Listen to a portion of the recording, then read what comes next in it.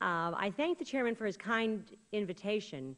I had the great privilege of being a woman diplomat as a former United States ambassador. I'm committee crashing from the Foreign Services Committee at the moment, but I do that on several occasions in the Committee on Foreign Affairs. And I want to thank all of you for being here today to discuss what's proven to be a very difficult process, I believe, in Syria. And I would like to delve into that a little bit more. In preparing for today's hearing, I was struck by the research and how it demonstrates that the inclusion of these non-combatant civil society actors in peace negotiations, specifically today we're speaking about women, how it decreases the odds of a return to conflict by, I believe the number that was quoted was 64%.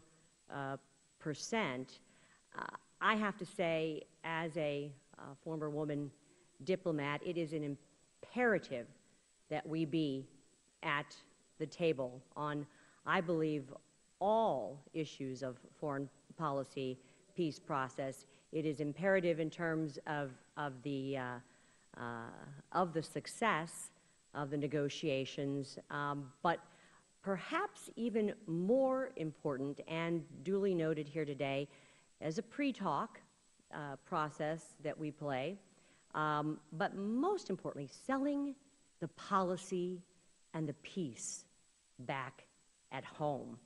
That, I think, is a very important thing for us to do. And Ms. O'Neill, in your testimony, you talked about some of the indicators, some of the reasons why women are so successful in these kinds of negotiations. And I would submit here for the record is that we're successful because we do it because we don't care who gets the credit at the end of the day. We are doers that just want to get the job done. And one of the most specific takeaways is that the extremists are doing it already. So we must catch up. And then Dr. Abbas, I have to say that I have had the privilege and continue to come back and work in leadership roles as a woman in business, as a party chair in politics for a number of years, as a former United States ambassador, and now as a member of Congress, because I too see, to quote your words, the hope in the eyes of other women, in America's daughters, but perhaps or more importantly, I see the increased level of respect and understanding in the eyes of America's sons. I have two sons myself and a daughter, and they'll talk about my being a role model to my daughter when, frankly, I think I'm a more important role model to my two sons. Speaking such, I'm also, speaking of one of those sons, the proud mother of a United States Army captain who has served in combat in the Middle East, and I'm very interested and, frankly, very invested that a peaceful solution to the Syrian civil war be found, not only for what this means for the Syrian people and their struggle, frankly, their genocide in many ways, but also for what it means for the American people too. So Ms. McWilliams, can you talk a little bit about your efforts to create the linkage between the formal peace process and the women civil society advocates on the ground in Syria?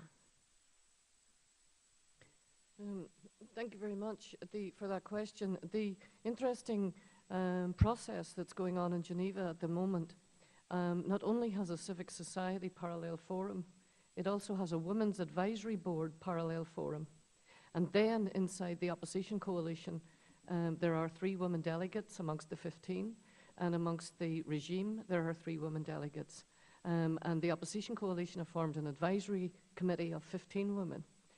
So for me, it is definitely setting a precedent of the acknowledgement that women have in that process from civic society, but also as women being able to be participants inside the United Nations process that's currently being run as proximity talks. One of the things that I concentrated on was some of the issues that you raised earlier around culture. that the women need to prepare themselves for a new constitution, and they should not allow forced marriage to return at the age of 13. They are stateless if their husbands die, and many of them are now widows, and they can't pass on statehood to their children because it's not allowed as women. If those women were not at the table, if they weren't inside the process, those issues would, I suspect, not be prioritised in the agenda and perhaps forgotten about once the agreement was signed. So statelessness for you and me would be incredible, not to be able to pass that on to our children. And given that so many men have lost their lives, this is a very real issue. And there are many other issues like that which we already touched on. These are political issues. There is no doubt in my mind. We used to say in our process that the women were expected to put the small p on the table. But this is the big P. And these are big P political issues that need to sit alongside what always gets concentrated on if only the ex-combatants are at the table, which is release of prisoners, which is security sector reform of the army and the police, criminal justice reforms. All of those are exceptionally important.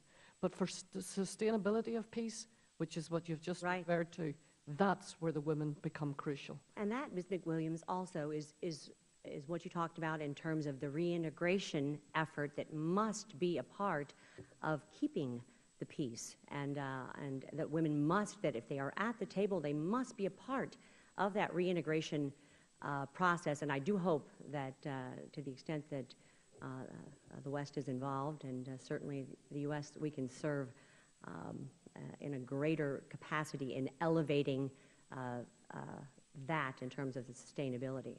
Gentlewoman's time has expired.